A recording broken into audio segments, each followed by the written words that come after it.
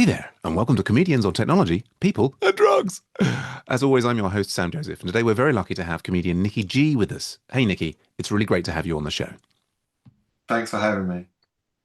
Our pleasure, because you're a very funny person, and I think, well, as we often say, you need to talk to the audience as if in the radio audience or the podcast audience as if there's only one listener, and that's quite easy in our case because we probably only have got one listener. Who this week I'm going to call Gertrude, and Gertrude is beside herself, I believe, wanting to understand better your comedy origin story. Was it that you were sort of a double agent for Starfleet and the McKee? You'd grown up on the Vulcan comedy homeworld, and that you were catapulted 80,000 light years across the galaxy and are trying to make your way back home, doing gigs on the way. How did it all kick off? I mean, that's basically it. Yeah. Yeah. It all kicked off because I was 55 and I'd had this feeling inside me for, I would say, most of my adult life that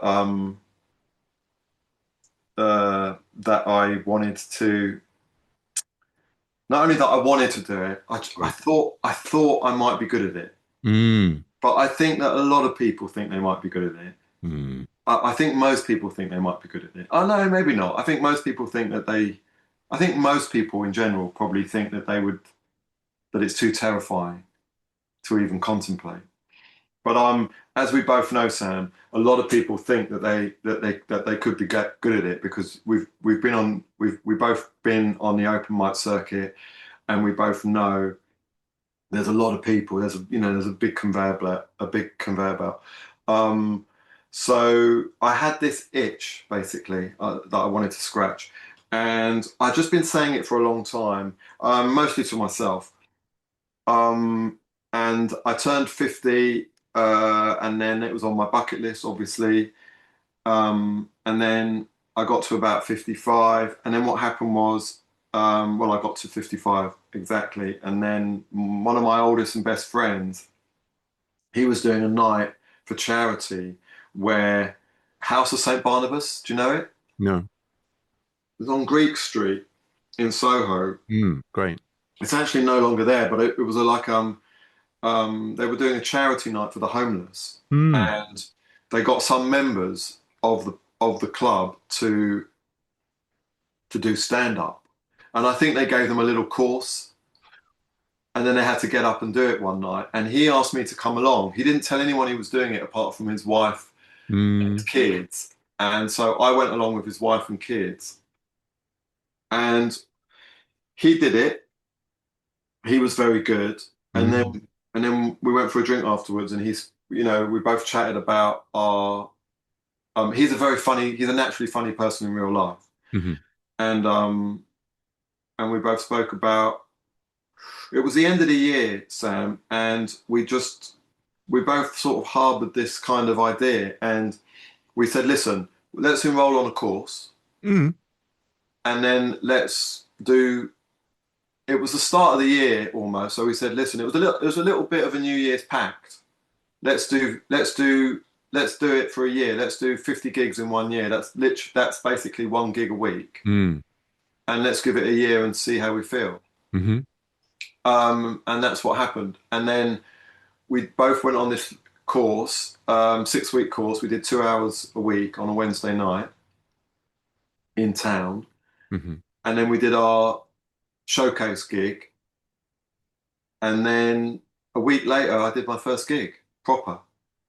And I, so me and him would, you know, schlep around to weird and wonderful parts of London that we never knew existed. And we would start doing, and in the beginning you don't know what the good nights are and what the bad nights. Like you run a few good nights, Thanks, but mate. there are a lot of bad nights out there. So I'm sure you know this well. It's Yeah. probably why you started a good night That, in that was the retaliation. intention. So we had to sit. You have to sit through a lot of.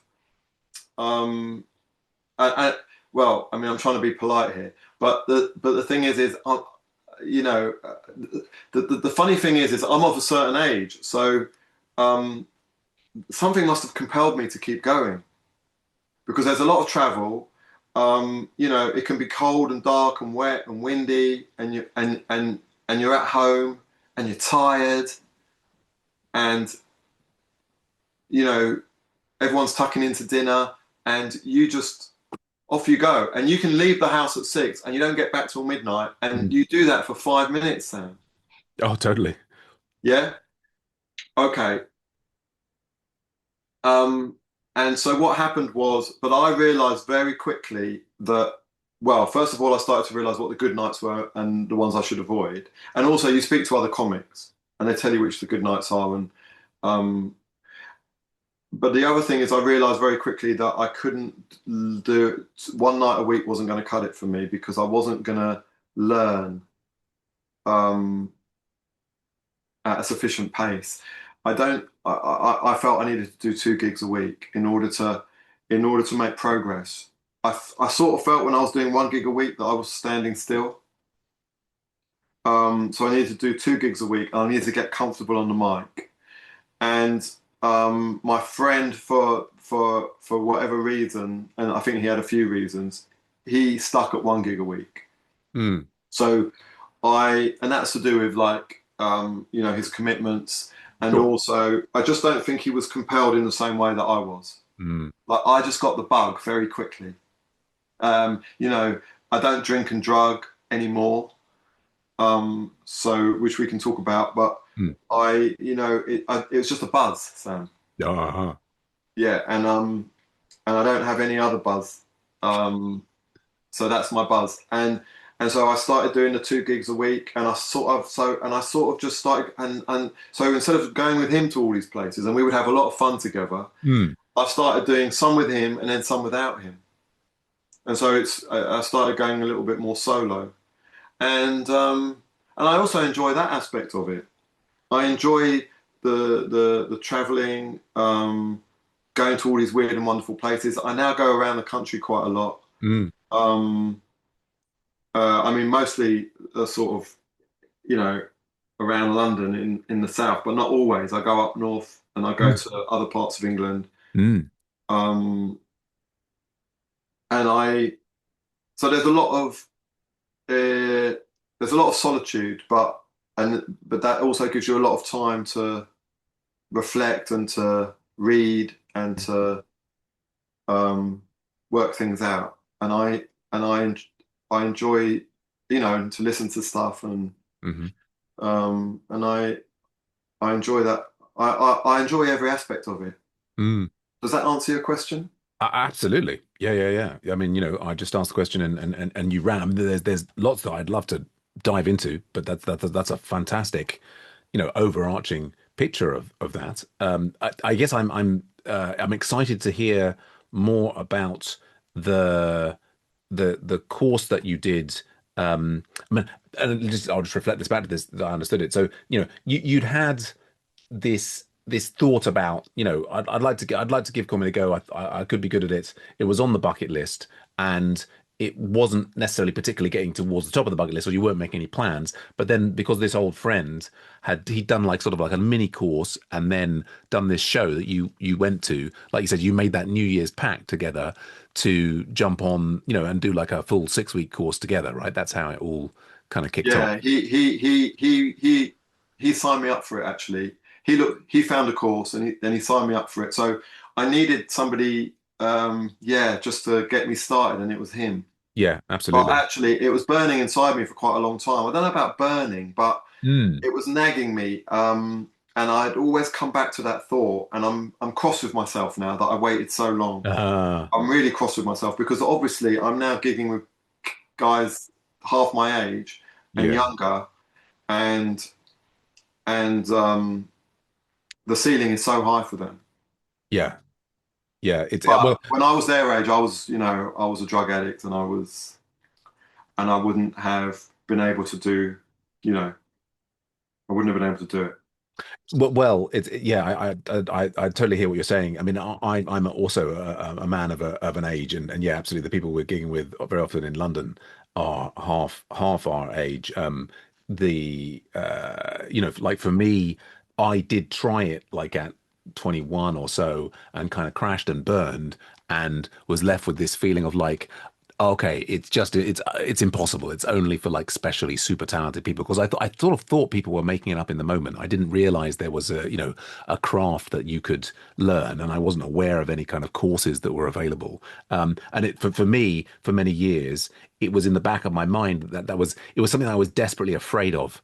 I'd been really afraid of the bomb, back from when I was 21, and I like harbored this, one day maybe I'll go to an open mic in London or something, or just there. And it took me until I was 49 that I signed up for a course, and yeah, and I got very heavily bitten by the bug having done that. Yeah, just out of interest, which course was it that you did? It was called, I think it's called City Academy. Oh yeah, Have you heard of it? I don't know that I have. It was on New Oxford Street, Okay, yeah, Tottenham Court Road Tube Station. right, And the our teacher was a guy called is a pro comic called Ben Clover. right, Super nice guy. yeah, Um, and we did 6 weeks. We did 2 hours a week on a Wednesday night, and there mm, were about 18 of us on the course, right, and we really bonded as a group. And we occasionally we'd go out for meals or whatever, or but obviously that was 2 years ago now. yeah, We don't. We still have a WhatsApp group, but yeah, but I think three, maybe four, some of the 18 yeah, went in, carried on doing it. yeah, yeah. And I think there's only two of us Yeah. that are still going pretty strong. I think that's a common pattern. We have now actually on the podcast spoken to over 50 comedians, and a good number of them. I mean, I don't know if is it even. We've certainly spoken to at least people, 20 or 30 comedians who've all done courses of that kind, and very very similar. Like between a dozen and 20 people on the course. Several years later, there's a couple of them still going. But I think they're wonderful things. We've also spoken to quite a lot of people who had the balls to just like they saw was it a queue outside an open mic and just went up and just got, addicted that way. And, like no judgment about it. I mean, I think the courses are, like they're a godsend in many ways. It's such a fun thing to do and gets you up for your first showcase. And I guess the showcase itself, as they are usually packed with friends and family of the group of people doing it for the first time, was a lovely experience for you. You did that showcase show and Yeah, warm and lovely crowd and went yeah. very The well. showcase couldn't have gone any better for me. I mean, that was the thing that propelled me really Right. because um, yeah, it was just yeah, like I said, it couldn't really have gone any better. Mm, But obviously, like you say, you're in a very warm and loving environment. yeah. But I've never been so nervous. I didn't Mhm. think I would be nervous because of my age and whatever. I Right. didn't think it Right. would matter too much. But getting up on stage, I mean, as it got closer and closer to my time, I couldn't breathe. My Mm, heart was pounding. mm, mm, Um, and my mind went blank about 3 or 4 times while I was on stage. So a 5 minute set became an 8 minute set. mm. And I forgot a lot of things and I had to improvise a lot. But that kind of the chaos of it actually really suited me. Mm. Um, and obviously, I got a lot of encouragement from that and a lot of encouragement from the audience. The course itself, I mean, what I would say to people is that you don't have to do a course. I mean, Mm. the purpose of the course really, for me, was just to get up and do it. Yeah. Yeah. It propels you to kind of, yeah, because otherwise you just sign up, and a lot of people like myself are never going to do that. Mm. But if you do the course, they've already organised your first gig, and so that gets you going. And so for me, that's the main purpose of the course. However, it's great to be in in a group like that because it's just a creative group, Yeah. Brilliant. and also you can learn to um, um, just fuck about in front of people, Yeah. which you have to get used to if you're going to be a comic. So I think it's your introduction. You know, you're in a room with 18 people, but you all get to know each other, you all become friends. So everyone feels comfortable like fooling around in front of everybody and Hmm. making a prat of themselves. And I Hmm. think, you know, if you're going to do comedy, you have to be prepared to, first of all, to fail. Mm. You have to embrace the fail, in my opinion. It's a really big thing. Like, I Mm. really love failing. Wow, brilliant. That's my big thing. You have to embrace it. It's a gift. Mm. I heard Mm. something recently, Sam. Yeah. Um, Somebody was talking about, I can't remember where I heard this, but they were talking about, do you follow that? I think it's called Subway Takes. I don't know that I do. Tell me more. You have to follow it. Let me just, do you mind if I just find it? So No, I'll no give you problem the at correct all. Yeah. name. The Subway. So this is a podcast, is it? No, it's an account on Insta. Hold on. Oh, okay. Uh, I mean, that it reminds me of, it's called uh, Subway Takes, okay? And yeah, it's go got on. 2 million followers. Oh, okay. And the guy gets on the tube Yes. or on the subway in New York or wherever, Oh, yeah. and he interviews people. I don't think it's random. I think they choose people. Okay. But you do the interview on the tube, Right. and you just sit. He just sits next to someone, and he Yes. just says, "What's your take?" Okay. Right? And it can be anything. Mm. Like the one I watched today, the woman said that she doesn't think there should be a button on the chair in the aeroplanes to allow you to recline. Oh, really? Okay. That's her take. Okay. And Yeah, he yeah. either agrees or he disagrees, but they have a conversation about it. Okay. And this one person, their take was that that we should embrace embarrassment much more. Like Okay. we should all allow ourselves to embarrass ourselves. I mean, there's no Mm. growth without embarrassment. Right. And we're all so scared of being embarrassed. Right. Anyway, I mean, I can't articulate it as well as. Well, you say that, but I think you've articulated it very well. Yeah. No, that Sorry, I no, went on a bit of a ramble there, no, no, mate. It was brilliant. I mean, but well, comedy is good for the soul, Sam. Comedy is really good for the soul. It's good for everything, but it's good for the soul because you know, you have to learn to fail and embarrass yourself and humiliate yourself and all these things and I think that's good for you. Who cares? Who cares? well, I mean, I agree with you 100%. And I think what I think is ironic is like there is in me a desire to succeed that kind of gets in the way of that, like embracing the failure. I mean, there's a Zen parable about a sort of a master archer who's a Zen master archer, and is an amazing archer. And then he's at like a competition, and he's not doing very well. And one of the people asks another Zen master. They say, what's wrong? And the other Zen master is explaining, his desire to do well at the competition is interfering with the flow of his power. And I think that's a problem for many people. And the solution is, I think, So brilliant.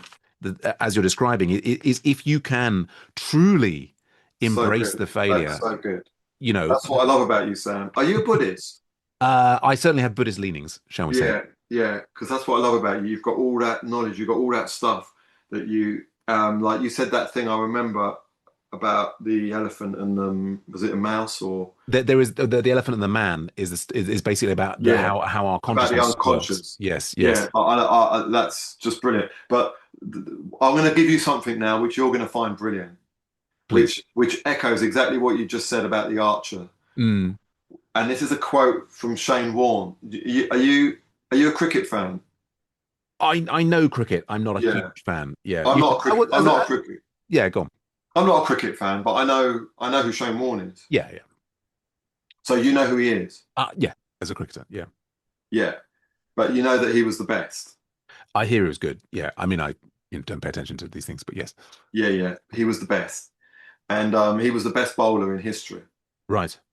Um, so they say. I'm no expert. Ah, But anyway, he was in the commentary box and they were talking about another bowler, a spin bowler like Shane Warne. And the right. co-commentator was saying, I don't understand it. He burst on the scene. They were talking about Monty Panesar, who was played for England. And he Hmm. burst on the scene and he was brilliant. And apparently he just faded away. And they were Mm. talking about him and the co-commentator, I don't understand it because he's played 50 test matches. Yeah. Yeah. he should have evolved. He's played 50 Right, games. right, right. And Shane Warne said he hasn't played 50 games. He's played one game 50 times. Uh, And and I always take that into my comedy, mm, that thought, like, don't play that same game twice. mm, You know, be prepared to fail because you won't grow. right. Yeah. No, no, I totally hear that. And it's interesting because I, like I caught, you talk about catching the bug. I caught the bug. Um, I did 2 years of going around doing all the nights that are available inside London, just outside London, and so on. And like you say, there's a lot of traveling, there's a lot of sitting through, in some cases, other people who are like, this is, I mean, everybody's working stuff out there. Everybody has good nights and bad nights. I would find it, me personally, I find it very difficult to listen to the same person's set over again, like 6 or 7 times in the same week. It's just like kind of drives me a bit nuts. And so part of that motivation for starting a night, and now multiple nights, was to have a regular place to go where I could also, curate the acts and make sure it ran to time and like, have it closer to home and those sorts of things. But I think there's and I've been doing that for a couple of years now. There's an extent to which I have been doing the same thing, which is by repeatedly doing these same rooms, I've been playing the same game 50 times. And, now I'm sort of like trying to push myself out of my comfort zone and so on. But yeah, yeah, no, well, it's brilliant. Yeah, I mean, And I've heard that from people that do run nights, especially yeah, people that run more than one night. Like they might run 3 nights in a week or whatever. yeah, yeah, I was speaking to a guy recently, and he was saying that he's had to take himself out of his nights yeah, and get other people to MC them, even yeah, though he loves doing his nights and right. they're really good nights, um, because you're very much in your comfort zone. Hmm. And sometimes you've got to, he was saying that he's now got to Yeah. get himself out there. Yeah, no, I'm very much on I mean, I've got now like a team of people, and yeah, it's yeah, yeah, but so amazing first gig. That process then of getting out. I mean, a week later, you both did an open mic, and how was that first open mic experience? Yeah, I mean, I thought I was going to be good at this. Uh, And also, I think you've got to be slightly self-deluded, haven't you? you have, You've kind of got to be slightly self-deluded just to get through life, really. arguably. Possibly. I don't know. I don't know. Mm. But definitely to go into comedy, you've got to. I mean, we see so many people, Sam, that get up on stage and you're just looking at them and you just think, what are you doing? I mean, it, and sometimes like a year down the line, they're still there. Yeah, yeah. But as long as they're enjoying themselves, Well, who, who cares? yeah, Apart yeah. from the audience. Well, and the person who's paid for the night, maybe it's. But well, Yeah. I think I am starting now. I mean, it's sort of like 4.5 years that I'm in, and I'm starting to have a lot more patience with the people who are maybe struggling because I've now seen people who, when I saw their first gigs, who struggled, and some of them 2 years later, 3 years later, they're still struggling, and you're like, oh God. But there's other people who've like, gone through a transformation, Yeah, you see and them. like it's kind of like wow. Like I think that Incredible to watch. yeah, you've got to, like you say, like some of the delusion. Like for a lot of people, when you first do it, if you had a really really clear view, like my first open mic experience after the showcase, I don't think there was a single laugh apart from when I made fun of the fact that there were no laughs. Yeah, Right. And so like a sort of an objective look at that is like, okay, this is not for you. But I was yeah, still on this massive performance high. I wanted to carry on. I assume the same was you, same for yeah. you in It the didn't early go days. great. It didn't go great. Yeah, it was. I thought I was going to be good, and I thought I wouldn't be nervous. Mm, Although the showcase did teach me different about the nerves.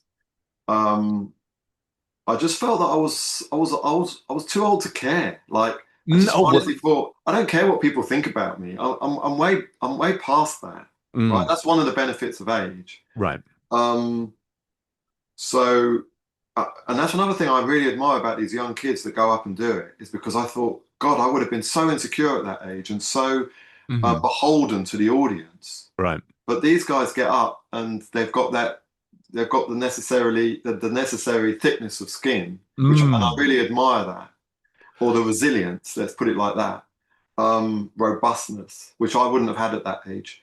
Um, I got up, I was really nervous.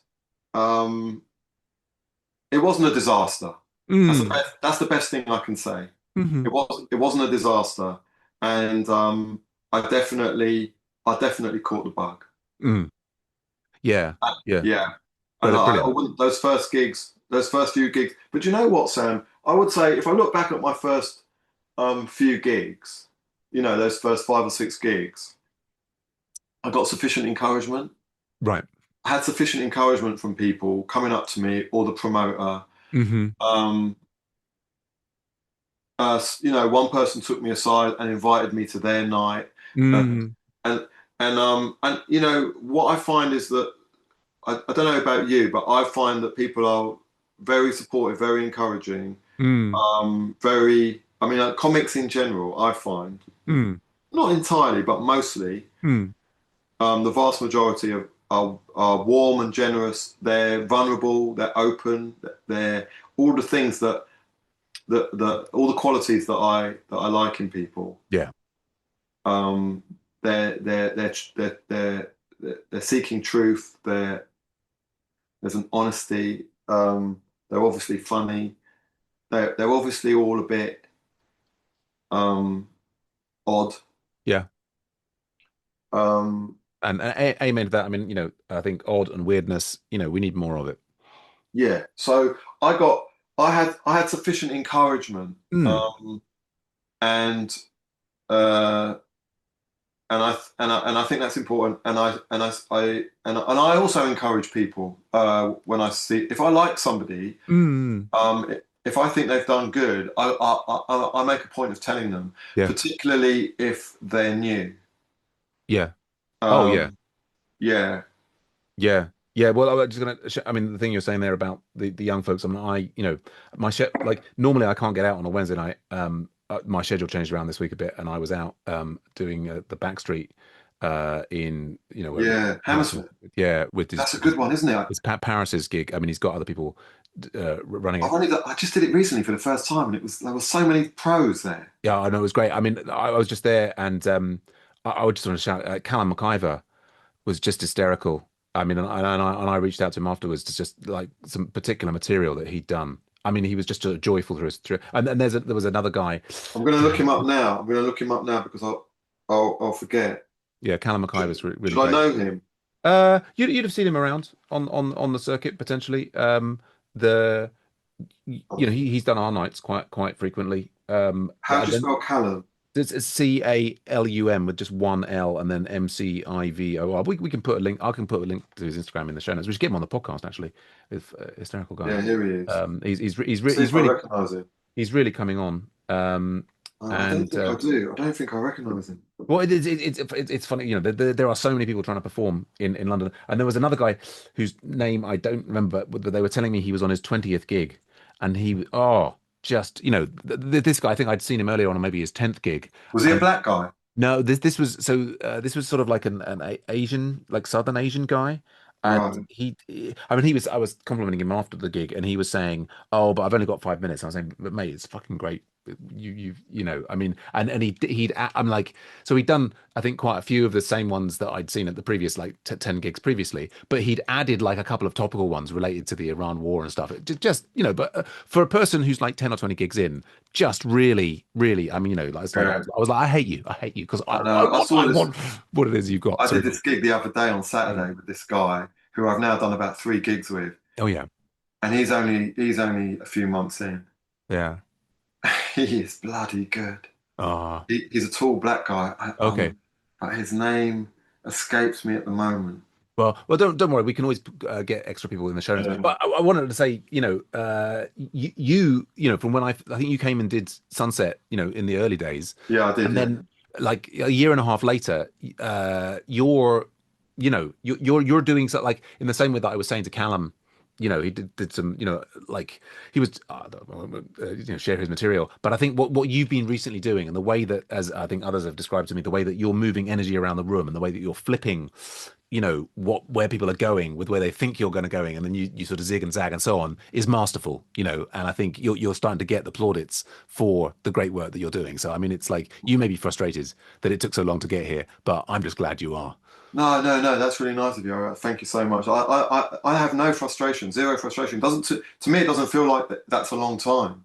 To me, it feels like that's and I never expected to be where I am. Mm. I had no idea, that that people would invite me to their nights, that people would pay me to perform, that I'd be performing with comics that I know that I admire, that I've gone to see live, that I've paid to go and see, that I'd be playing to big rooms that are paying good money to come and watch. Mm. None of that was ever. I never had one thought that that would happen.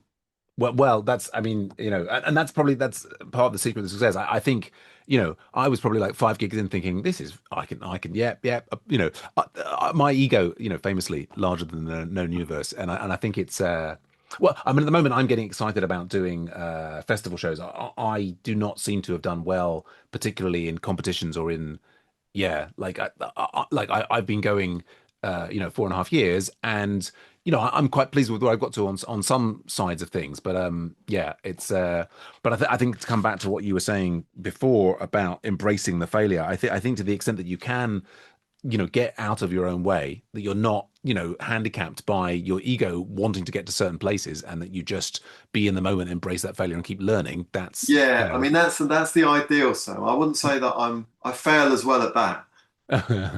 You know, sure. it's a what do they say? Like we try and there's a story about the Dalai Lama Yeah. when they ask him about, what's the secret, and he says the secret is when you walk into a room, just be your best version of yourself. Right. And then he says, and every time you walk out of the room, you failed. You just try again the next day. Right. So there's often times when I think, oh, I've got to do good tonight, Mm, and I'm mm, just, and I'm, and so you just, you just, you do what you know works. mm-hmm, mm-hmm. Uh, you play safe, Play it safe. Yeah, yeah, yeah. play it safe. Yeah. So anyway, yeah, that's just the other thing as well. What I wanted to say was, I did think that there was a possibility that I'd be good at it, Yeah. but I never, it still came as a surprise to me when, people, I suppose it's because I've got my mentality is so, um, I catastrophize a lot. I don't know, Mm, mm-hmm. I catastrophize a lot.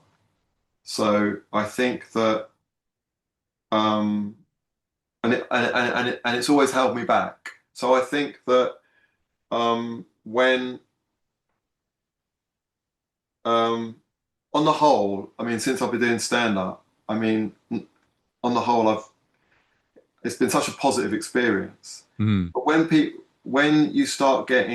people start putting their money where their mouth is, basically, mm-hmm.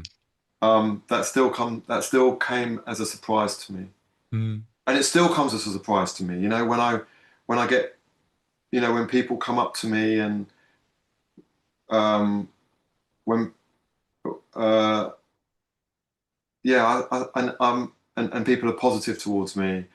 Um, I'm I'm still. It always comes as a surprise, and that's all I can say really. well, and I think that's, you know, I think that's probably a good thing. And I think it's interesting you mentioned about the catastrophizing, because there's an aspect of, I think, what you do on stage where you kind of like you flip between attacking yourself or attacking the audience, or and there's something, like appealing about that. I think you found your voice you found a voice which is not related to, aspects of your personality, which I think people like, and it's, I'm always saying I don't really care if people like me. I just want them to laugh. But there's, I think, something about having found a personality, or I mean, we're all many things. We're all comprised of all different sorts of elements, and then there's like it's about what you choose and craft, which parts of yourself you present on stage. Mm. And yeah, it's, but let's maybe slide into our second question, which is how is technology affecting your life and comedy, which is all a big subterfuge. I mean, I am interested in technology, but I'm also interested in how you manage your life, about how you come up with great comedy, how you manage your comedy admin, and so on. I mean, and technology, could be stone tablets, could be pen and paper, could be the latest AI model, social media, any of it. I'm interested in any way in which technology you're using it, or in way or you're spurning it to make your life and comedy work. Yeah, well, I mean, you've chosen the wrong guy for Or for that maybe the right question. guy. Maybe it's a trick question. Sorry, go on. Yeah, I mean, I've got an 18-year-old son who's currently away. He's traveling with his mates in Mm, South America. Um, so I mean, he, he's he's he's pretty techy, so mm, he, uh, he can do things for me if I need them done. mm. Like he can open the box. I can't even open the box. Right. If there's a bit of technology inside the box, first of all, you need to open the box to get to the. I can't open the box. I mean, I'm the least technical person you've ever met, Sam. Oh, really? I have an Instagram account, Hmm. which I have a personal Instagram account, which I never use. And I have a comedy account, which I created a few months in. Mm. And my my children, well, my daughter largely curates it. Oh, okay. Um, and she will, if I do something wrong, she'll message me and she'll tell me what I can use as a profile picture and what I can't, Hmm. etc. What was I going to say? Oh, the admin side of it. I mean, I just couldn't do comedy without Instagram. I don't know how people do it. That's how No. I do it because that's Right. how I get my gigs. Right. Like Right. people message me Hmm. and I message them. Um, and that's how I connect with other comics. That's how I find out about um, gigs, Hmm. and that's where I watch comedy. So it's not a very interesting answer, is it? It's a very interesting answer. I mean, well, again, it's part of your, catastrophizing, lovable personality that just, everybody's like, oh, I mean, that's fascinating that you've got your daughter involved as a kind of like your, PR manager. I didn't Help. really ask her to be involved, but she does get involved. Yeah, well, it's good. That's good family I did a wholesome reel stuff. recently and I posted it as a story, not the reel, but I posted her, she sent me a message and I posted that as a story. Okay. And everyone loved that. She basically told me everything that was wrong with the reel. It was just me talking to camera, Right. which I never do. Uh-huh. And she immediately, and I posted it because a night that I was doing asked me to do a little Yeah. promo, Yes, yes. and she immediately WhatsApped me and she said, "You delete that straight away. You've used the wrong filter. You've used the wrong angle, the wrong this, the wrong that." Da, da, da, da, da, da, da. Wow. And then I just left it. Yeah, well, I should probably be paying her to, help sort me out because I mean, I'm doing some of the similar thing like now. I mean, actually, based on I forget I was talking to on the podcast where we were saying, oh yeah, like you should like as well as posting clips of yourself, you should do like these little recordings of you just talking about stuff. And I've done a few of them. I mean, actually, you whole mentioned that whole subway takes things makes me think I should be interviewing people on the train on the way back in order to. I mean, not, that's obviously that's somebody else's. Idea there. But if he's doing it in the US, maybe there's room for this to do it in the I think in he does it the in UK. London as well. Yeah, yeah, yeah. I mean, He I've definitely been, does it in London because I know at least one fellow comic that's been on it. yeah. Oh, right, yeah. But I mean, they say, oh, what's that they say? My dad was always saying it, that imitation is the sincerest form of flattery. But yeah, it sounds like a great concept.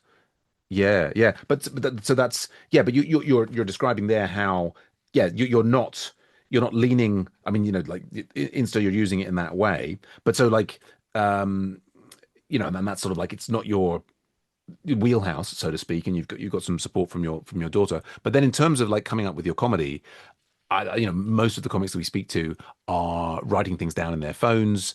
They're kind of like maybe creating regular time that they do some writing, or maybe trying to write a certain number of jokes a day. Or do you have, and like once a, when you're thinking of yourself as not a technology person, but a routine which you use to help you generate comedy and writing and these sorts of things, that's a technology of a sort. So I'm kind of interested in like how are you bending space and time such that you're coming up with good material? Are you recording and playing, watching yourself back, or what's your process? I suppose my process is I notes on my phone, Right. and I always, whenever I'm on the train, I'm always writing like things down on my notes. Mm. And it's just become one big, huge note, Hmm. and I never look at it afterwards ever. Oh, okay, really? So I just have these ideas which I never ever look back Okay. on. But I think that somehow it must, Right. yeah, Yeah. what's the word? Well, I think it's the process of actively writing it down Yeah, is kind of like store. Like I often like I've got like little things I've written on my hand, not for comedy, but for just like stuff I've got to do today. I often find if I have written on my hand, the process it's not that I even necessarily see it on the hand. It's just that the fact of I've written it down yeah. means that I'm more likely to remember it. So Yeah. when you come home, Sam, of an evening, and your wife says, "Did you take the car to the garage?" and you say, "No, I forgot, but I wrote it on my hand." Does does is she okay with that? Uh, I have to say I've got pretty good memory, and that never happens. Oh, I Like see. it's very rare that I have forgotten to do a thing. Um, yeah, Yeah. I do not find myself in that situation. You're I quite a mean, high functioning person. there are arguments to that effect. I mean, the closest that we got is that I was supposed to be like dealing with this situation in the garden where like this ivy's kind of and there was a bit of like I wasn't addressing it as fast as perhaps my significant other would have liked. But it was yeah, not a question of having forgotten. Yeah, so like, I am. I mean, I've got lists, managing, and I've got a process that allows me to get stuff done. We're all Yeah. flawed, but So, yeah. so I've got this interesting thing that happens, which is this. I write so much stuff, Mm, and I also write loads of notes on my phone, and I never look mm. at them. And I also write all this material. The way I write my material is I just sit at a desktop. Oh, really? Yeah, I have to be really on my own, and I Okay. have to write it. I have to write it out.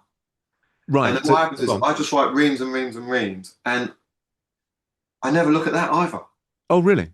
Yeah, I never look at it. And so I've written all this stuff about so many different things, Mm, and mm, I never and I always think I'm going to go back and read it all because there's going to be some good mm, stuff in there, and mm. I've never got round to doing that in 2 years, right? But I think if I did go back, I'd probably have like a 2 hour set Mm, mm. because there'll be some good stuff that will inspire Yeah. me that will and from and I'll be able to fix it and add stuff. Yeah, yeah. But the way the sort of it's sort of this is how I sort of look at life really, which is Mm, I think the stuff I've no idea how some of it makes it into my set mm-hmm. and most of it doesn't. Mm, So I always think the stuff that's meant to come out just comes out. mm. Like I write all these notes on my phone and I never ever go back and look at them, which I should. However, Mhm. I always think if there's something that sort of rises and comes out on stage or that I write at a later date, then that was the one that I was meant. So, am I Yeah. making sense? You are. Yeah, no, that makes perfect sense. So I believe in the universe a little bit. I mean, Oh, yeah. so that's what I really, so I don't have a method. I Mm, just, I just think that if I'm meant to say one of these ideas, then that idea will somehow have a life of its own and it will find its way. I hear and I hear what you're saying. And so, I mean, in order to confirm that I've understood, what it's sounding like to me is that, for example, let's say that you've got a gig on the Thursday, and I'm just imagining. maybe the 3 days in the run up. And in the 3 days in the run up to that gig, you at different times will have taken notes on your phone about things that you'd thought, and then let's say hypothetically the day before you happen to get an hour or two of like alone time where you're doing some writing and you like it's a bit longer form. You write back up a few paragraphs and then that like you've done that little note taking, you've done that maybe longer form thing. Those things have happened. That's now water under the bridge. Then you're going into the gig on a Thursday evening, and you've got some of your stuff that you've done before that's been reliable, and you've got some new thoughts going on. But you're basically saying, well, for tonight, whatever happens, happens. I'm going to go up there and I'm going to start talking, and maybe there's going to be a natural start or end that you have to the set that you're giving, but what comes out is sort of like just depends on how you're feeling in the moment. Would that be accurate? I mean, I started doing that when I was about 80 gigs in, Hmm. towards the end of my first year. I Yeah. actually remember going to a gig in Bromley by Bow. Do you know where Mm. Bromley by Bow is? Yeah, I've been there. Yeah. Yeah, I mean, it's a bit of a schlep for me. I don't know about you. Yes, it's a way. But Sad. I went to a gig and I thought, and as I was leaving for the gig, I Mm. was running late. I was running late, Hmm. which is typical for me. Hmm. Although I actually never turn up for gigs late, I've got to say to my credit. Hmm. Um, but but in general in life, I'm not the best timekeeper. Hmm. But weirdly, I'm good with gigs. Yeah, But gotta get but your on this fix. occasion, I was running late, and I was sort of rushing out the door. And just as I was rushing out the door, my missus walked in the door, and she said, "Where are you going?" I said, "I'm dashing off to a gig. I've got to go. Can't talk." And she said, "Well, we've got to talk." And I said, "What do you mean we've got to talk?" She said, "We need to have a conversation." And I said, "Well, I can't have that conversation now. Oh, what's it about?" And she said, "We need a proper chat. We need to sit down for 2 hours." That's what she said. We need to sit down for 2 hours, right? And and she never says that. And I said, "What are you talking about? We need to sit down to this." She says, "We've got things to discuss." And I said, "Well, you can't say that to me just as I'm walking out the door and I've told you that I'm in a rush and I haven't."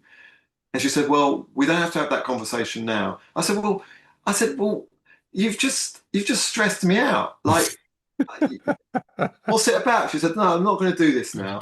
I was like, "Well, I mean, wait, I mean, what you didn't have to say any of that, did you? You could have waited. You could have waited, right? Who's right here, Sam?" I mean, I can see all sides, but absolutely, there is that sort of thing. Like, we need to have a proper chat. For that suddenly, you're like, particularly for perhaps imaginative people who've got a vivid imagination. That's like we're going to be. What could it be about? And you're going to be running through all the different scenarios. So, like, I think for someone like you or I, being presented with the idea that we're going to have that, yeah, that's Two very, very hours. challenging, Two isn't it? hours. She wanted this. 2 hours. She wanted to chat. Now, my argument was, if you want to chat to me for 2 hours and you know that I haven't got that time right now, and Yeah. you know that I'm already stressed and I'm running late and I've got to go out and perform, Mm. don't tell me we need to have a 2 hour chat. Don't tell me that No, now. indeed. Tell me that later. Yes, yes. Now, anyway, she said no. Well, I said, "What's it about?" She wouldn't tell me. That probably escalated a little bit. Sure. I ran out the door and I was like, "Oh, I had no idea what I was going to talk about on stage." But I had Right, a, right. but Yeah, I had a, you're overwhelmed by that whole thing. I had a long journey to the gig, Bromley by Bow, Yeah, yeah, yeah. and I had no idea what I was going to do that night. But I was 80 gigs in, and I had a certain confidence. And Mm. I remember going into the gig, and there was other people there that I knew, and they said, "What are you going to do?" And I said, "You know what I'm going to do?" I said, "I'm just going to pick up the mic, and I said, I've got nothing. Yeah. I'm just going to talk." And I've Mm. never done that before.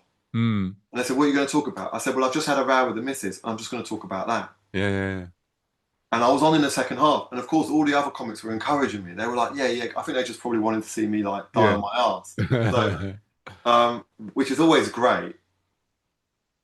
And and that was the first time I picked up a mic and I had nothing. And I just picked up the mic and I Mm. just and I just spoke about what I've just spoken to you about. Right, And right. it went so well. Mm. Mm. because, and it was full, this place, it was absolutely full. And it wasn't like the whole set went well. It was half Mm. and half. Yeah, yeah. But there was enough people when I was talking about it who were really, it was resonating with a lot of people. Mm. Mm-hmm.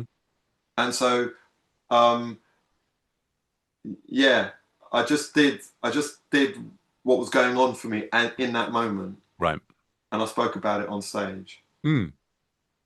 Um, and so I realized for me, everybody's different, but it took me about 80 gigs to get there. Right.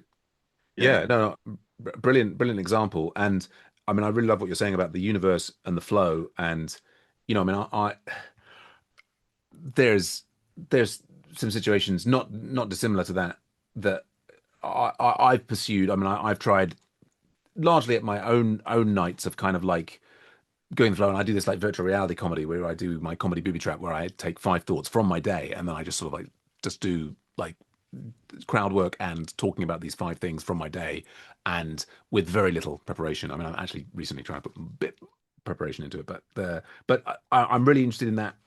Like after having done that and the confidence and so on, now on a given gig, like are you reaching into that flow of what you Uh, feel in the moment, or what? no, I tend to do material, Yeah, and I tend to try and do open mic nights, use open mic nights to try new stuff out, right. and then the bigger gigs, tried and tested. Mm, Um, and the the other day, recently I had an idea for a gag hmm. sound. What it is I get this little idea in my head, and I've tried it twice, that gag, but I haven't written it. No. So at the moment, I'm just trying to find a way of doing it on. I'm trying to write it on stage. Yeah, yeah, yeah. And it has sort of worked. Mm-mm. Um, but so I'll have a little idea like that. I'll try and write it on stage, and then at some point, I will come home and I will write it properly in a way that I think will land Okay. consistently. But it might not. It might be a crap gag, but I'll probably write it and try it and see if it works. Right. And but having written it, you won't necessarily look like just before the gig, look back at what you wrote and say, okay, I'm now going to do it this way. Having written it, that was just like you'll then just go and do it again when the mood takes you, and you're not relying upon trying to regurgitate the way that you happen to have written it down when you wrote it down. I think that when I find, like I do, I've got a set that you would probably know, Mm, that I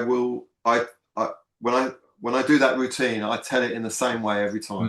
mm, mm, mm. Yeah, I tell it in the same way every time. Right. Like I know the order of the Right. yeah, I know the structure. You've got a structured, yeah. I've got it structured, and I say it like I don't do jokes, Sam. Really, I don't do jokes. That's not. Mm, I just don't do jokes. But I will just, I'll say boom, boom, boom, boom, and yep. there's the funny line. Boom, Yeah, boom, yeah, boom. There's the funny line. yeah, yeah. Um, and and I just work that out. Right. Sometimes you can have too many words, and sometimes you can have too few words. Yeah.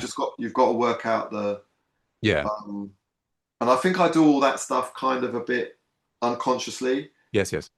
but I get to a place where, like, for example, if I can get that joke to work, Mm, once I get it to work, I'll say it the same every time. right. I mean, I'll tweak it a little bit here and there. It will Yeah, evolve. It will change slightly. yeah, But yeah. if it's working, I won't fix it. Yeah. However, you may never ever see it because I may try it and it may not work. Yeah, it might not get to that level. Yeah, no, then that all makes perfect sense. And yeah, I was just sort of I was particularly drilling in on that the aspect of your creative process, which is where when you're writing a lot of these things down, you're not referring back to them, but obviously you're sort of like referring back to them unconsciously in as much as okay, I was doing some writing like for that earlier in the day or the week or what have you. Now I'm on stage, I'm sort of developing this bit that's yeah, but that makes a lot of sense, Yeah. and And, and, and also, I've started doing this bit, and I don't know why. Well, I just start talking about Scottish. I'm doing a lot more stuff with the front row now. hmm, hmm, Like sometimes now, I do the first 2 minutes, and all I'm doing is talking to the front row, yeah. and I'm ripping into somebody. Hmm. That's that's kind of become quite normal for me. Mm. And um, and I've started having a go at Scottish people for some Okay. weird reason. Uh, uh, I just say, are there any Scots in? And then I just start taking the piss a little bit. Now, the reason I mention it is because there's no rhyme or reason to it, and it's a really random one, and I think that's why it's funny. Have you seen me do Mm. that? It's quite a recent thing. It does sound familiar. I mean, but Right. yeah, go on. No, I'll just say there are any Scots in, and then Yeah, yeah, and yeah. then and then I'll just now what it is that bit I wrote that as quite a long bit, Mm. but actually I realised that the really funny bits were just like two or three quick bits. Right. So two or 3 minutes on the Scots talking about the Loch Ness monster and talking about bagpipes and talking Yeah, about yeah, Iron Brew and yeah. which I thought at the time was really funny when I wrote it. Mm-hmm. Um, Actually wasn't that funny. Yeah. I mean, there's a thing that I've started doing recently, which is, well, so following Hannah Lloyd Davies' advice, I'd been doing the morning pages on the train, and I don't know if you do anything like that, but What is that? so morning pages is a thing. It's a very it's a big thing that a lot of artists, creative types do, where basically when you first wake up, you just free write for half an hour or an hour or what have you, and it's just basically you're not trying to get anything. You're just like it's basically just writing down your thoughts on waking. And my missus does it, and The stream of consciousness. yeah, stream of consciousness of just that, and I think there are a lot of artists and I mean receive wisdom that says that's a good way to get the creative juices flowing. Yeah. Allow yourself to get that done, and so I'd been I mean I get up to work. I've been doing a lot more traveling on the train with this new job, and I've been doing some of that on the train when I haven't got Wi-Fi signal, and but I switched it last week because I was feeling like I need to do more actual active writing. I can't. I was talking about I think last week with Denzel de Cristo about like writing workshops and this that and the other. And so I mean I've got like a 45-50 minute show that I'm taking to different festivals this year. But then there's parts of it, and I was just like I'm gonna just like free write around that. And I came up with, like they were just on the train Tuesday and Wednesday morning last week with kind of like whole new chunks of stuff to do with like, how we survived before there were cell phones and this, that, and the other. And I then did that in different gigs. And I think just like you were describing, there were some bits where I was like thinking, oh, this will be really funny. And I do it and it doesn't really get anything. But like, I think, the process of doing that writing, like there's a few edge bits that have got something in them that I'm then going to be doing more. So I think there's something there with the kind of you do.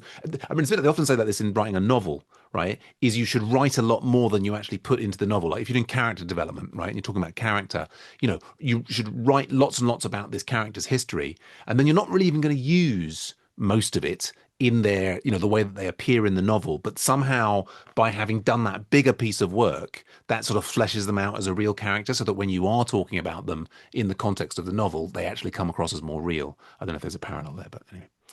Yeah, I definitely think that writing first, as soon as you've woken up, not on the train, as soon as you've woken up, that's really valuable because I'm not necessarily talking about comedy, but Mm, I'm sure it'd be really useful for comedy as well mm. because you're more you're sort of half asleep, half awake, Yeah, yeah, yeah. and so there's more unconscious stuff going on, and also there's less filter. There's less Yes, filter yes. because as soon as you wake up and you open the bills and Yeah, yeah. you start screaming at the kids and yeah and Yeah, sorry for you screaming at your start kids last looking week. at you start looking at emails, Sam, Yeah, yeah. and your brain is already contaminated.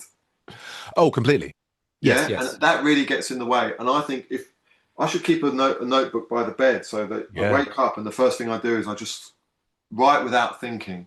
Yeah, no, I think there's a lot going for it, a lot going for it, and I think the thing that I've see, I mean, following Callum Mackenzie's suggestion, which he got from a course, which is like write 10 jokes a day. Like for the last year, I've been writing 10 kind of one-liners a day, Yeah, and I think there's some value in that. I think what I'm in the process now of saying is that I think that there's also just value in like the thing that you're describing, where you get like a bit of separate time and you just spend an hour or two writing I think, and I spent like on Saturday evening, I was doing some of that. I start to really believe that there's a value in doing that writing, even if like it's not generating huge loads of jokes, right? But it's about exploring that space of ideas, and then maybe there's little bits here and there that you can use. But I'm really starting to think there's a big value there. But mate, it's so good talking to you about all these things. I'm going to drag us on to the next question because I'm really interested to hear in some of your other answers to these further questions. But yeah, our next question is about the people that have had the biggest impact on your life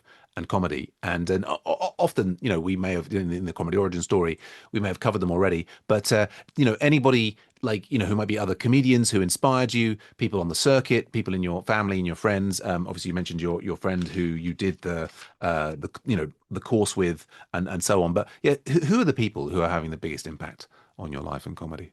Um, well, I think that I come from quite a funny family. I mean, my dad's dead, long gone, but Mm. he was a character, to put it mildly. Mhm. And he he um he actually was on TV for a while, like Oh, really? yeah, doing, and he had his own he had his own spot on a very popular morning radio show, but this was in Buenos Aires.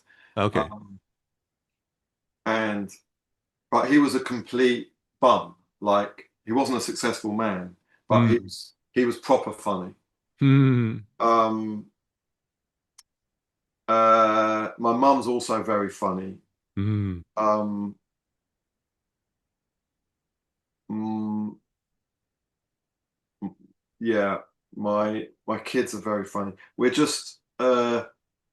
Um, we're Jewish as well, so there's a lot of humor is a very Right.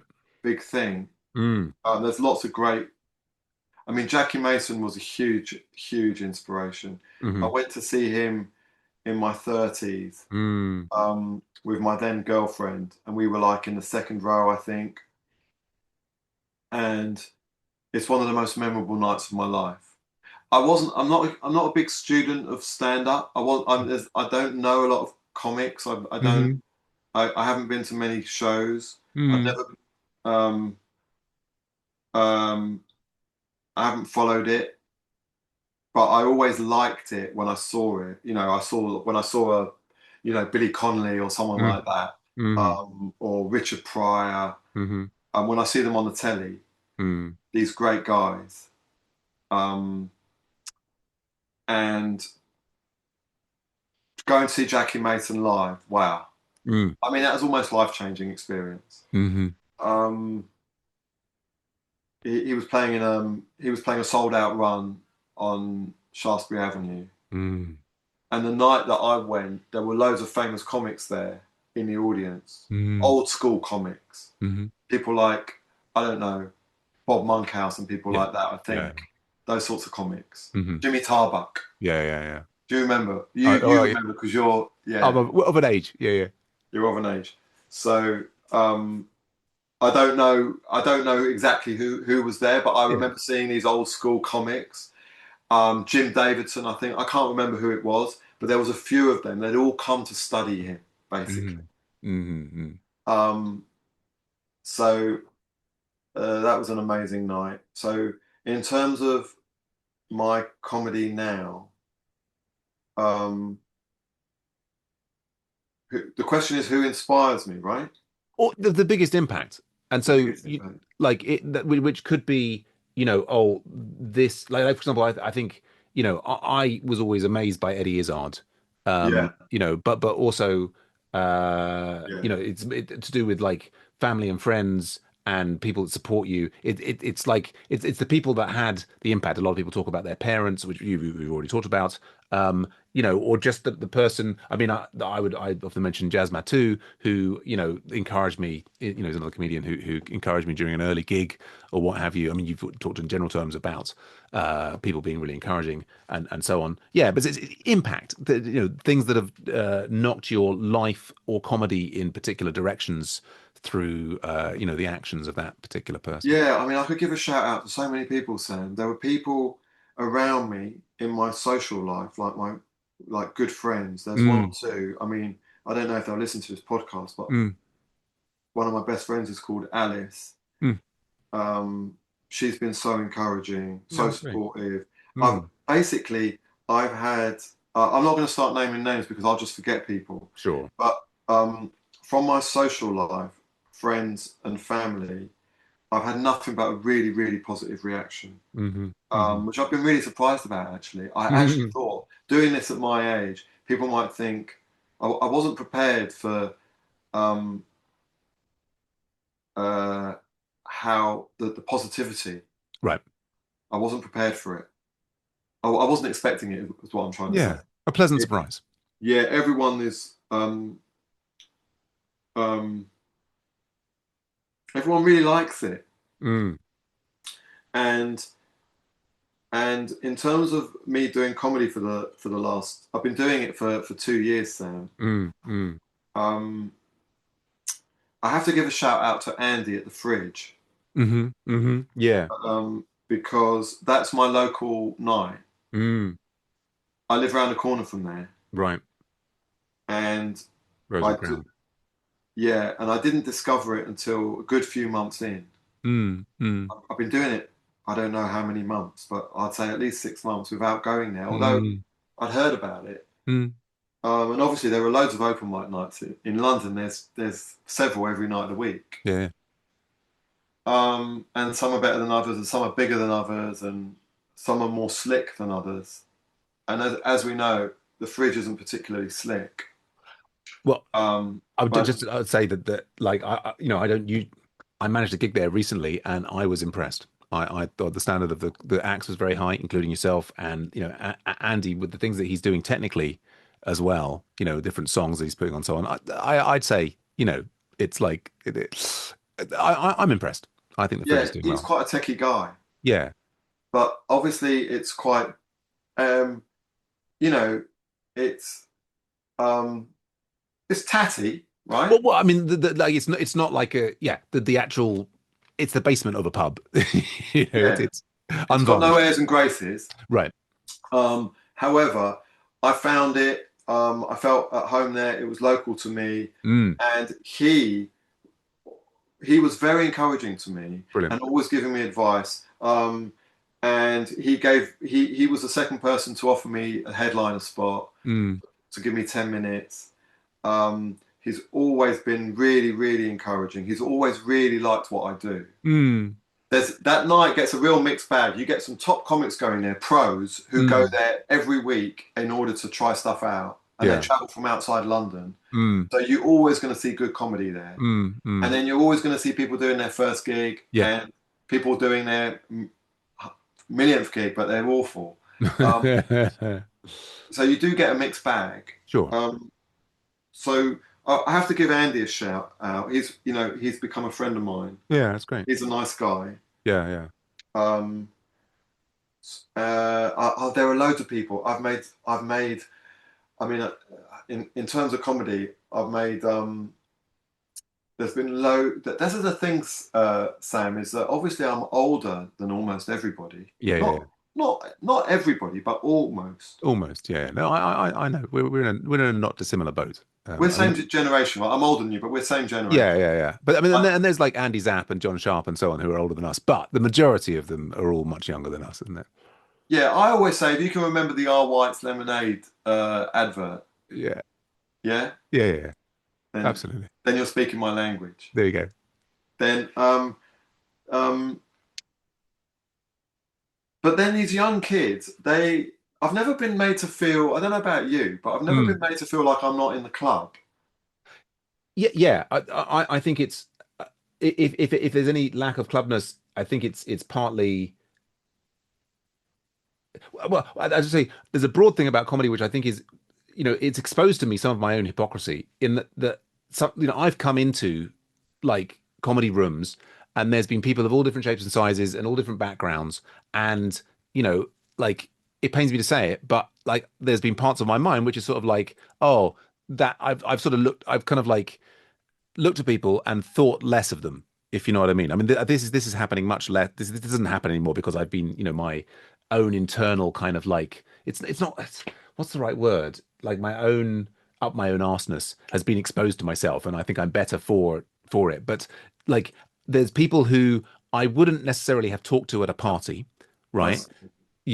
Who've then I've seen them on stage and they've been absolutely hysterical, and I've been like, the old me, pre-comedy me, Yeah, was judging in a ridiculous way, and yeah, there's a beautiful egalitarianism yeah, in comedy, right? That yeah, anybody can come up and do it, and like funny, not funny, or whatever. You're all in this sort of camaraderie of people. No, no, I mean there. I think there are cliques, that you can be, and perhaps sometimes the older people, it's you're not necessarily going to be inducted into those cliques, but then maybe that's a style of comedy, and not to do with your age. But yes, I mean I now have many friends in their 20s and 30s who I just would not have had, you yeah. know, That's great.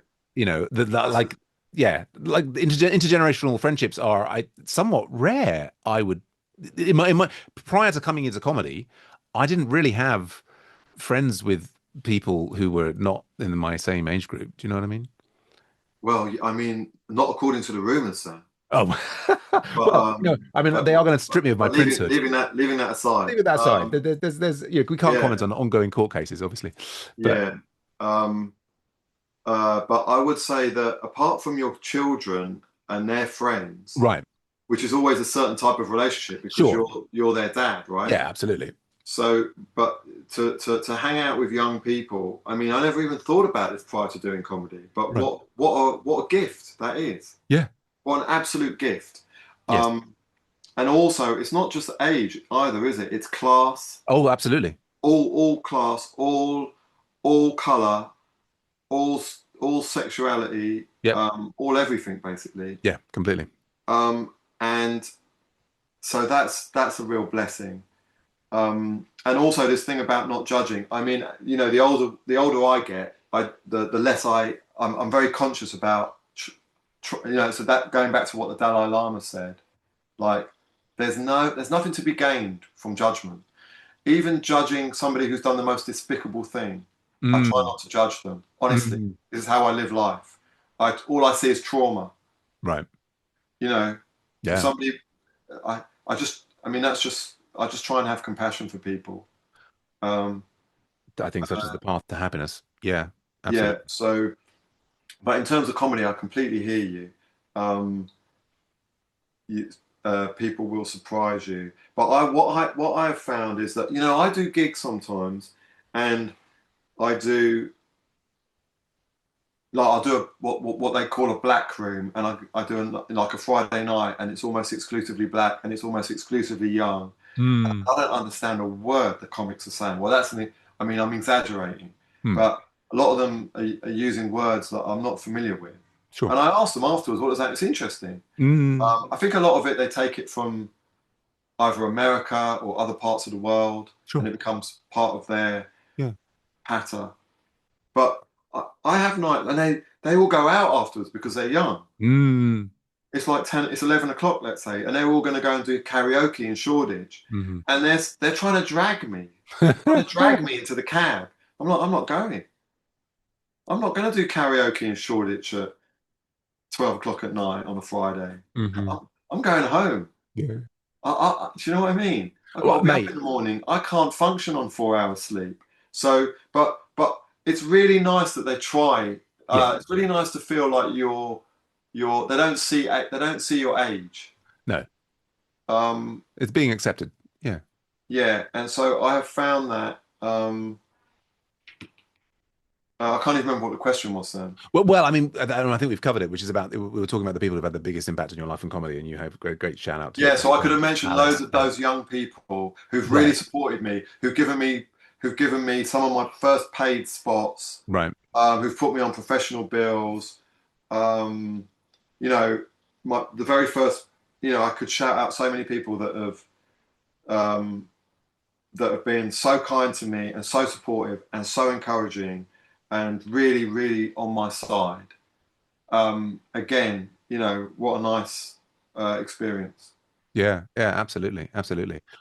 Um, no, fantastic. Well, and we've got two questions left. I mean, I don't know how you're doing for time. I'm really enjoying the Oh, I'm good. conversation. I'm good. Yeah. the next question is about drugs and how they affect your perception of reality. And as I'm always at pains to say, I mean, people assume we mean illegal drugs, but I'm sort of using it to mean any substance. And people have talked about all sorts of substances. Callum McKenzie talking about his addiction to caffeine, or his focus, or Sangdon Park talking about how much he loves fast food. The like, and drugs. There's like antipsychotic medication. There's heroin that Andy Zapp was talking about, getting access to in the 60s. We have all sorts of things that it could be. And of course, don't share anything that that don't feel comfortable sharing. And of course, to the listeners, be careful out there taking all these different sorts of substances, legal, illegal, otherwise. They can all do strange things to your mind and your life, and so on.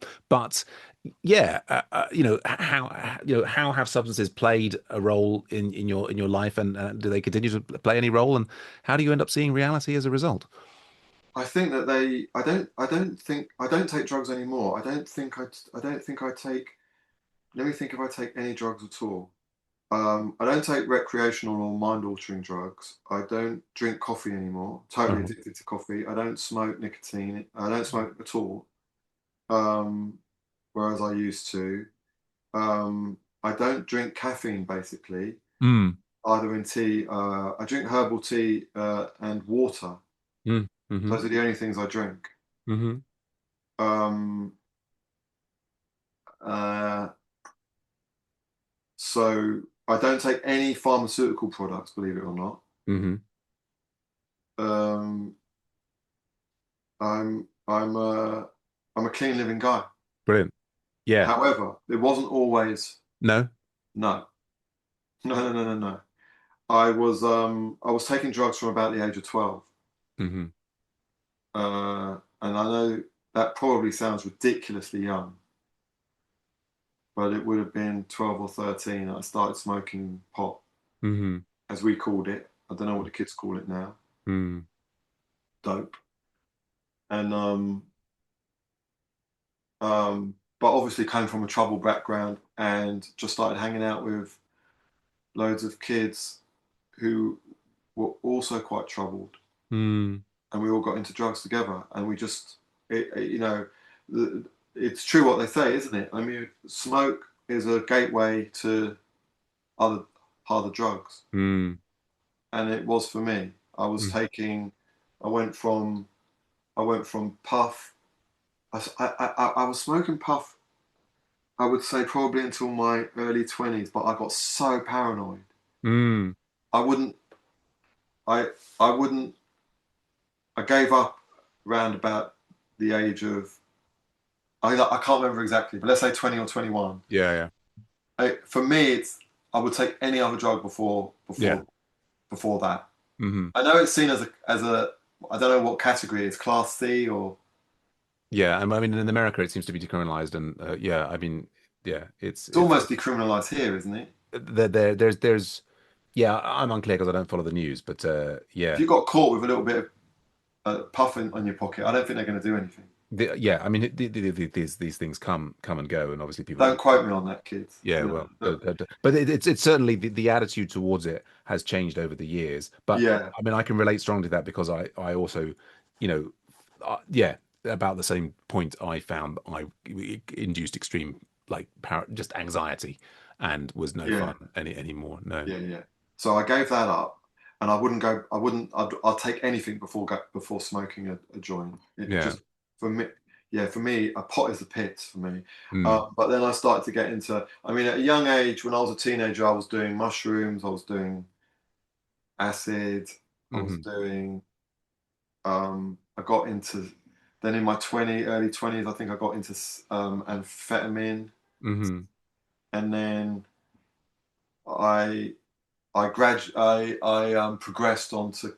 I mean, I was, obviously there were pills and there was, but I Coke when I discovered Coke. Mm. I can't remember what age, um, but sometime in my 20s, Hmm. I started making money, and I uh, and anyway, it just nearly killed me. Mm. I was addicted to coke. Um, so, but I would say, I'd say I've taken everything at least once. Mm. I took heroin once. But I'm more of an upper guy, like, powder for me. It was like speed and coke, Right. and, Right. and it just, um, yeah, I was into stuff. I wasn't into stuff that sedated me. No. I was into stuff that like got me going, Yeah. Yeah. and obviously it got really bad, Mm. and I'm very lucky to be here.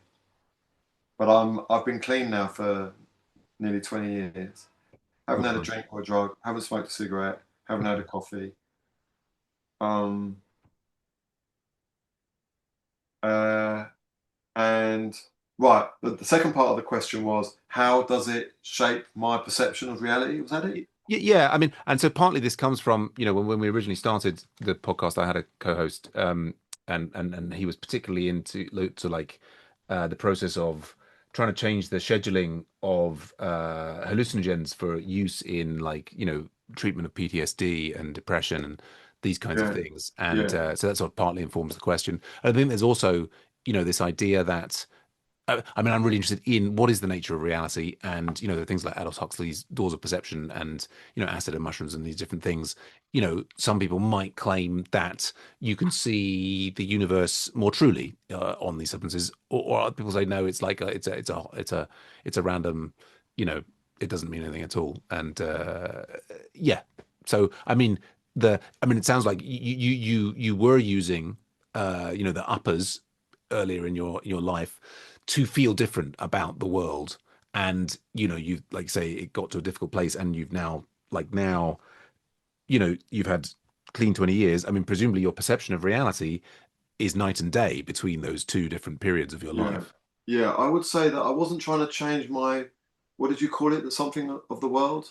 Your perception of the world, the I perception of wasn't trying reality. to change my perception. I'm trying to feel differently about the world. I was just trying to feel. I was just trying to change the way I felt. Right. Couldn't cope with my feelings. Mm.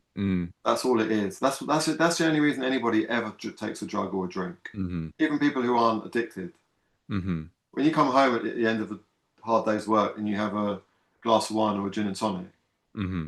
you just all you're trying to do is change the way you feel. Mm. But obviously, some of us have to go to, go quite extreme with that because we feel so dreadful Yeah. on an unconscious level, usually. Um,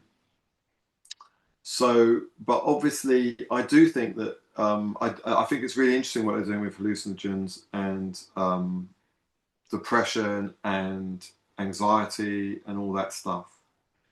Um, I mean that yeah, these things don't exist by accident, don't do they?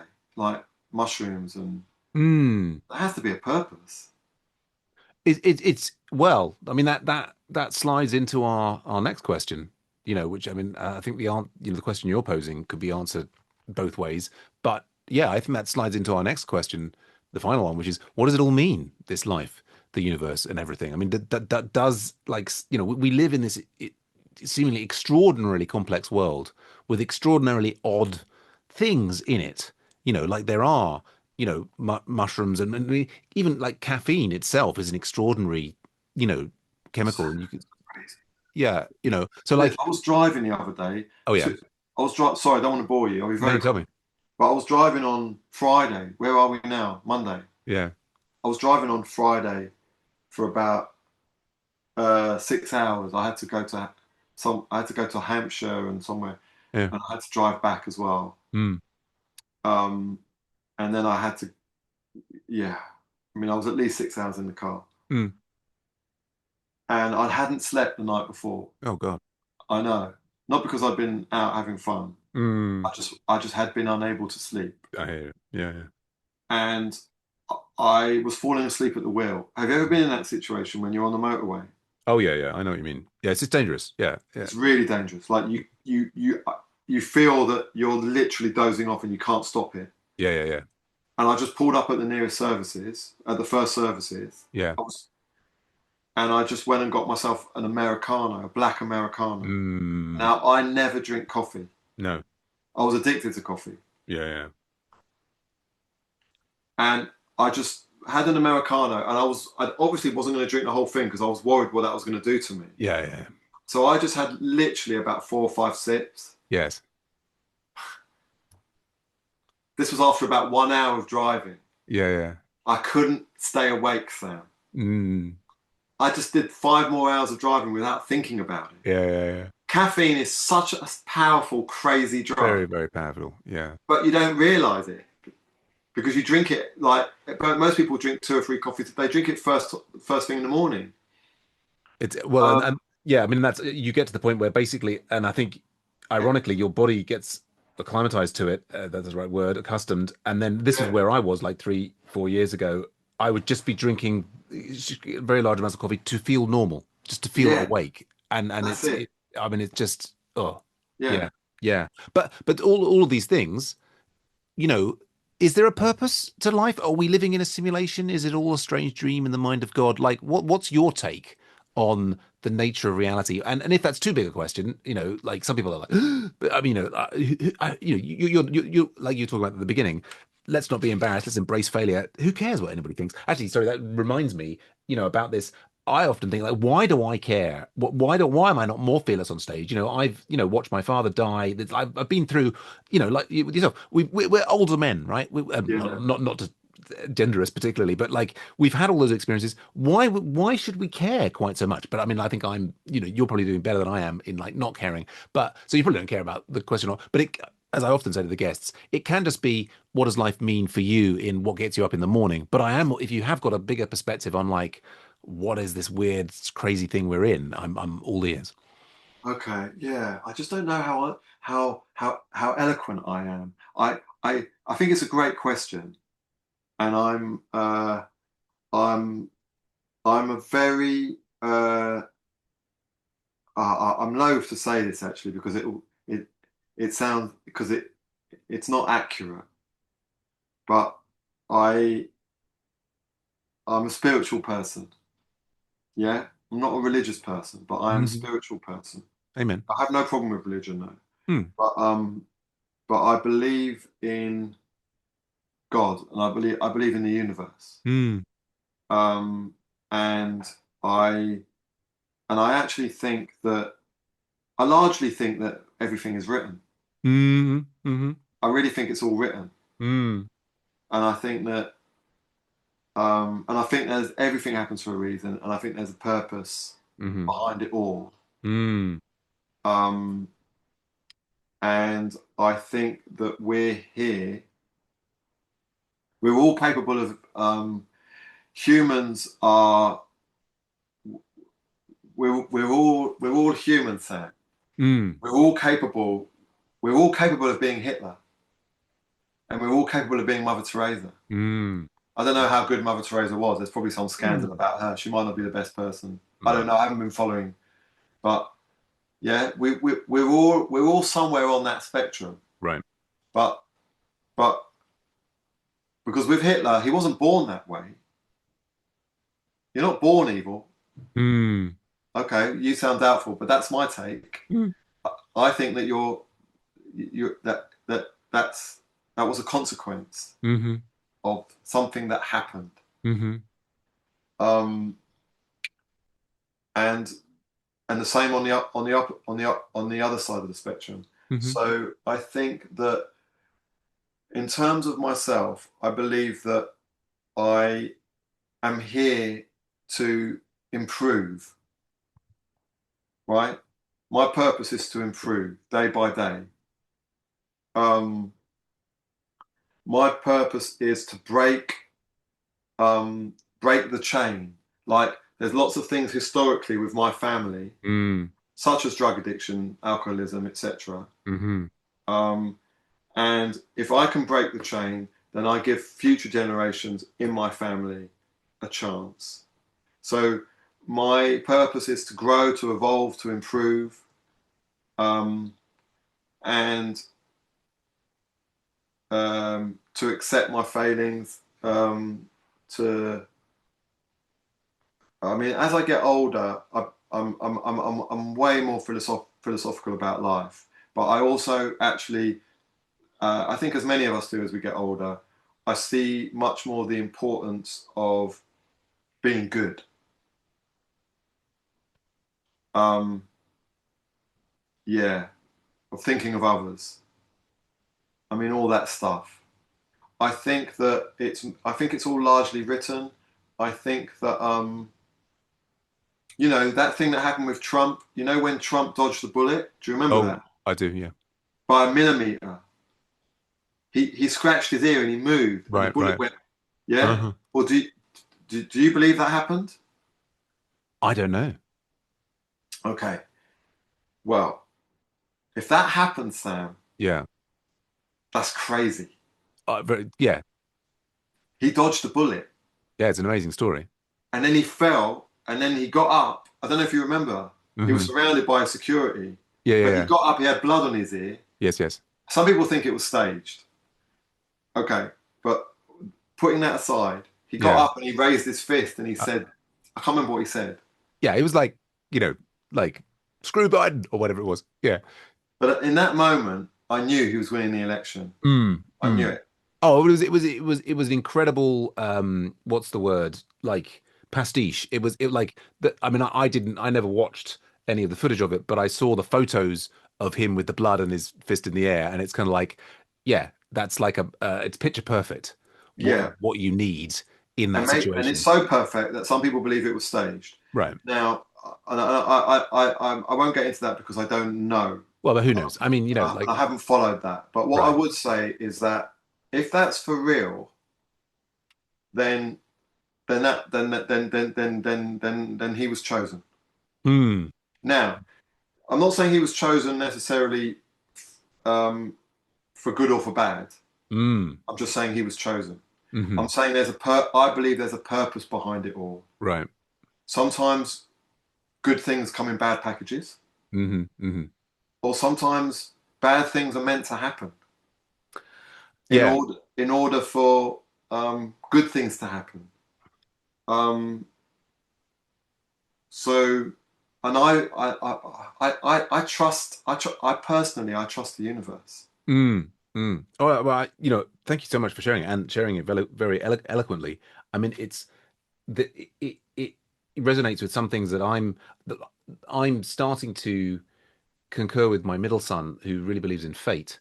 And there's this new theory from like, it's called Hawking's final theory about how the universe is kind of like a hologram, and basically all time is like one crystal, and it's kind of like the the universe is a hologram in terms of it's like this sort of like there's like a lower dimensional reality that doesn't include time particularly, and then the whole our experience of time, it's like it's all one thing. It's kind of like you were saying, like I think there is, I come from a science background, but there is, like a science angle that says it could all be written, right? That it's all kind of one thing. It's not like a unknown future that's playing out. It's like a whole.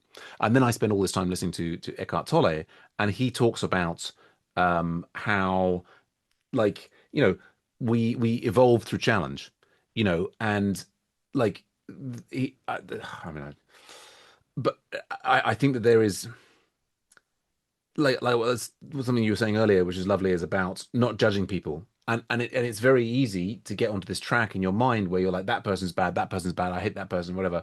And then you're consumed by that hate and the awfulness and the what have you. And there's kind of like a lot to be said for acceptance of the way things are. Like I picked up this mantra from Eckhart Tolle recently, which he gets from somebody else, which is like where you kind of say to everything, thank you for everything. I have absolutely no complaints whatsoever.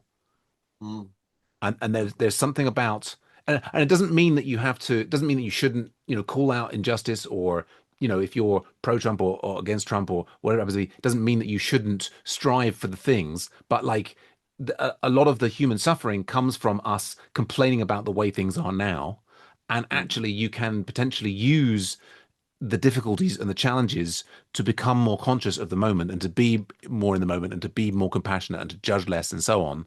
And but there's also a thing in there which says like actually this kind of like the flowering of our consciousness and improving ourselves. Actually, there's no point in stressing about it too much, because it is like you say, all written. And if there's, I don't know if you're familiar with the comedian Paul Foot. He's Uh, yeah, no, there was an investigative journalist for the Daily Mirror back in the day called Paul Foot, I believe. oh right, I don't know if it was him who's come, but so check him out. He's got a couple of albums on Spotify. He's very funny and a bit No, it surreal. won't be the same guy, I don't think. Uh, uh, I but think it was Paul Foot anyway. But uh, anyway, but carry on. he his latest album is about him achieving enlightenment, like in the same way that Eckhart Tolle did, right? Of this thing, it just happened to him one day, and he was like really depressed and whatever, and suddenly now he's in this state of kind of like, like just of oneness. And I've got this book called The Fall, which is about all of these. Sorry, I'm going off on one now. No, it's There's interesting. all these different people over the years, like Walt Whitman and other people who seem to have achieved this state. Sometimes they're just like, they're kind of like teenagers, and then they're just sort of that where they're kind of just like they're not obsessed with thinking.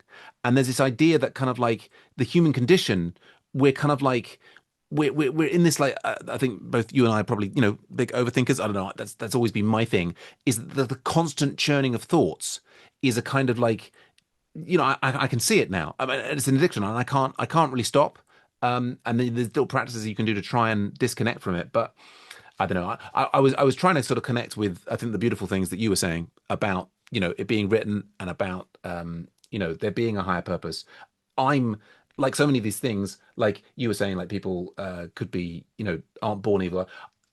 I find myself to be the ultimate sort of solipsist. I don't know that I know anything at all. You might absolutely be right that people are not. I mean, Hitler, for example, his mother died of breast cancer when he was 18. And you can absolutely look, but who knows whether what parts of what person's life lead to what different things. But I just, yeah, I'm definitely in a place now where if I was to discover that the whole thing is written and that all of these different trials and tribulations are a way for the universe to kind of become conscious of itself, that there could be like a lot of people are so upset about Trump and the Iran war or what have you. Maybe that's a natural kind of birth pang of some part of human evolution. Do you know what I mean? Towards a higher consciousness. I sound really Mm. strange, but I don't No, know. no, no. Did that make Yeah, any sense at all? yeah, 100%. And I think also that what do I think? I've forgotten. Um, well, no, I can't remember. But one of the things I do think as well is that I'm optimistic about the Mm, future. I'm mm, optimistic about the world and the planet beyond my existence. Um, so I think I I think that things are going to be okay. Because I think that the universe knows what it's doing. mm, Ultimately, mm. humans can try and defeat the universe, but um, I think the universe wins. What I was going to say that I forgot was that Mm. I believe that when we die, things carry on. Mm. I believe that 100%. I know people that sometimes come from a science background struggle with Mm. that, but when we die, that's not the end of the story. Mm. I'm there's yeah, that's I I'm I know that deep inside me. Mm. I think physically, our body is gone, but I don't think our body is um Everything. no. I think we carry on. Um, so again, I don't have that as we get older, I don't have that fear of death or I don't think about it. Mm. Um, yeah, I don't know what else to say, Sam. Well, I think you've said it. I mean, I think that no more need be said. Apart from, I think Gertrude is just saying, when am I going to hear? How can I see more and hear more from this fantastically talented comedian Nicky G? And so, yeah, I mean, mate, amazing conversation. If people want to see more of you, where should they be going? Where should they be looking online? Very quickly, Sam, before I say that, I know you're running out of time, which is that you spoke about people being angry, did you? Uh, You said something yeah, short I short think while people, ago about yeah. yeah, or maybe angry about the way things are going or Yeah, whatever. sure. But I would say that um,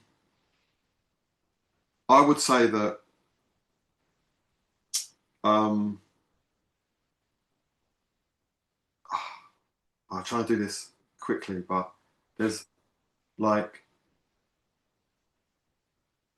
I try never to be angry about with anybody Mm, about anything. I know that's that sounds great. crazy, No, no, but no. but if somebody, if you know how you get people, you know how you get hurt. People get hurt by other people, Sure. right? We all get hurt, but often we get hurt because somebody is not giving us what we want them to give Mm, us. Yeah, but instead we can just accept where they're at, yeah. what their limitations are, what their capability is, what they're prepared to give, what they want to give. So instead of looking at it from what I want, I, I don't know if I'm making any sense, It makes but perfect sense. I don't want to live I don't want to be in that place. No. I just want to be in, I accept that I might want something from you that you're not able to give me for whatever reason, or you may not want to give me. Yeah, yeah. And I'm not going to be without angry. I'm not, I say, Sam, can I perform? Can you give me a headline spot? And you go, no. I'm not going to sit there and think, God, what an arsehole. No, at all. I accept 100%. And I'm not, that's not, I asked, he didn't give it to me. I'm not meant to have it. And he's not able to give it. And if I want, and if I have a problem with that, I look wholly at myself. The, all the fingers point directly at me, not at anybody else. That's the one, Sam. That's the one. That's Yeah, the no, big one. that's beautiful, and that's Because I know why. so many Yeah. people that go through life pointing fingers at their ex-husband, at their da da da da da. Yeah, I mean, No, no, it's it's so key. it's brilliant, and that's why you've forgiven your wife for bringing up that 2 hour conversation thing. You ultimately, it was all about you. Yeah, Mate, no, no, no, we brilliant. got there. We got there. I didn't We mean to got there. undermine the vitality of that point with a No, kind no, no, no. You're with right. a callback, but no, what a lot of what you're saying there is very much what I hear Eckhart Tolle saying, and like, yeah, I couldn't agree more. Yeah. Sometimes we didn't get the promotion we wanted that we felt we deserved. Is that you? You know, life's rejection, God's protection. Okay. Yeah. You weren't meant to get that promotion. Mm, mm, mm, You would have turned into an arrogant so and so, and it would have been your downfall. mm. Yeah. Yeah, You or whatever. You weren't meant yeah, to have it. That yeah. wasn't part of your story. It wasn't part of your movie, and you're Mm, not the director of your movie. mm, You don't get to decide. Yeah. Embrace your movie. Em- mm, mm. Embrace the movie that you're starring in. You Yeah. ain't directing it. You're starring in it. Be excited about what happens next. Be excited, even if it's like I wanted it to go in that direction, but instead we're going in this direction. Okay, that's interesting.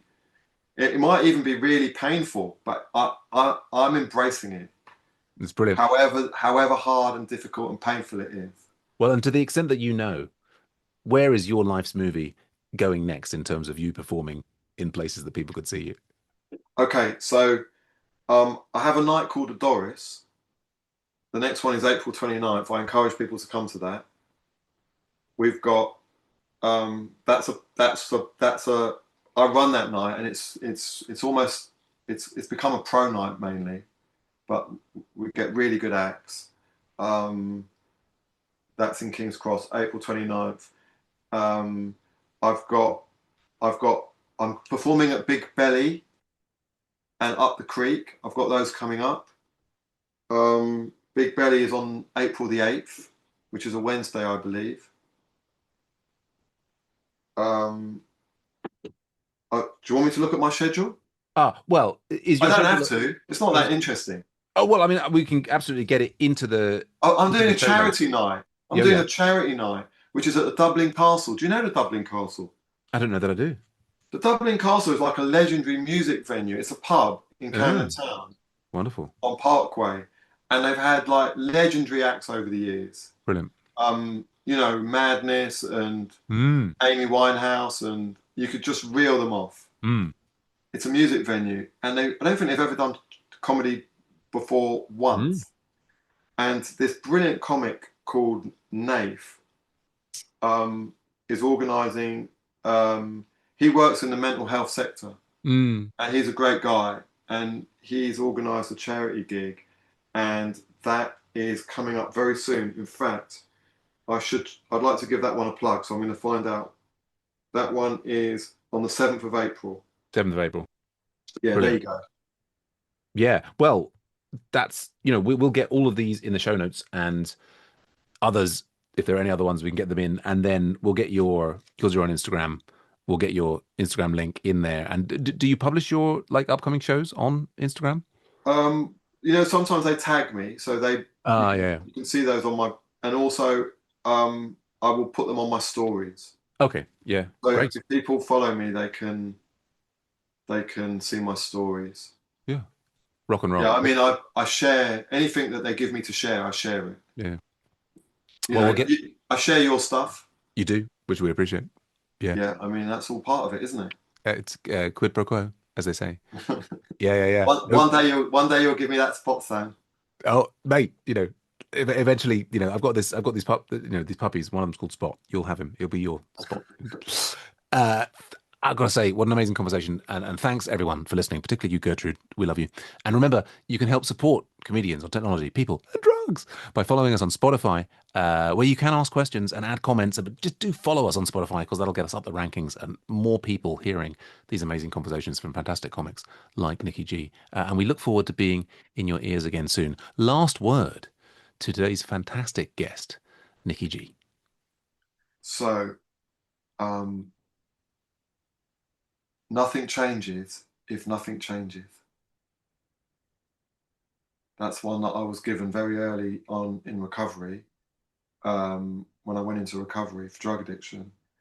And I hope that makes sense. It makes a lot of sense to me. Nothing changes if nothing changes.